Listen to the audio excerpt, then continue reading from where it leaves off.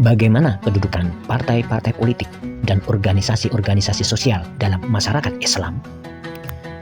Mengenai organisasi-organisasi yang sifatnya sosial, walaupun bagaimana juga bentuknya, asal saja sesuai dengan amar ma'ruf nahi mungkar, serta untuk kebaikan masyarakat bersama menurut pandangan Islam, semuanya diizinkan, bahkan harus dibantu oleh pemerintah.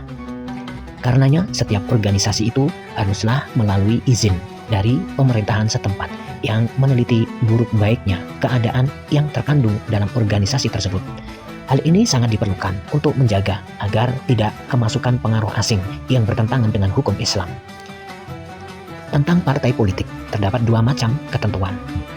Dalam suatu negara Islam, hanya ada satu partai politik, dan semua orang harus diajar ilmu pengetahuan tentang politik, karena dengan itu dia akan menyadari kesanggupannya, hak dan kewajibannya dalam negara itu. Partai politik tersebut ialah partai Islam yang mendasarkan segala gerak tindaknya atas ketentuan ayat-ayat suci di dalam Al-Quran.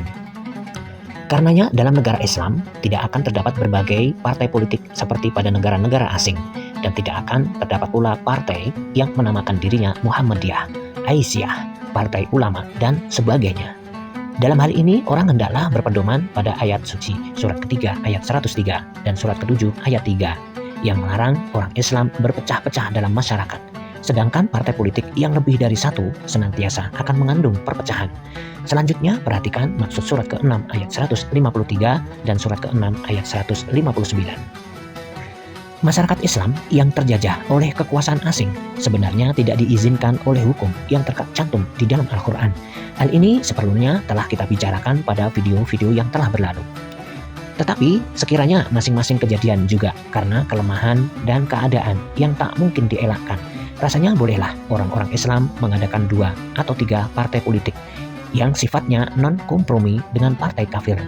Kebolehan demikian hanyalah untuk taktik perjuangan dan berbentuk balance of power, bahwa bila mana yang satu gagal, maka yang lain masih dapat meneruskan perjuangannya secara parlementer.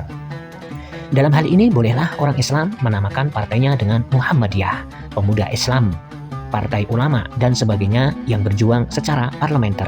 Namun Islam lebih menekankan perjuangan itu secara berterus terang di luar parlemen.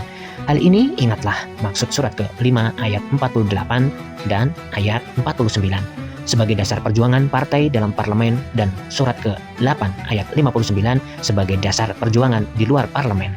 Jelasnya maksud ayat suci surat ke-8 ayat 39 dan ayat 40.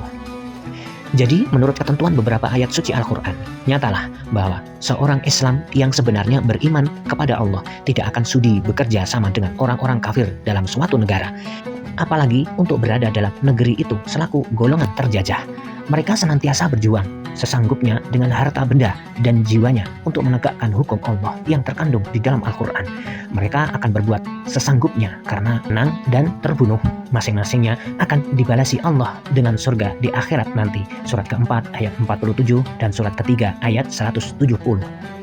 Atau sebaliknya, bahwa orang-orang beriman tersebut akan keluar meninggalkan negerinya yang terjajah itu, mematuhi firman Allah yang tercantum pada surat ke-29 ayat 56, surat ke-29 ayat 57, dan surat ke-39 ayat 10.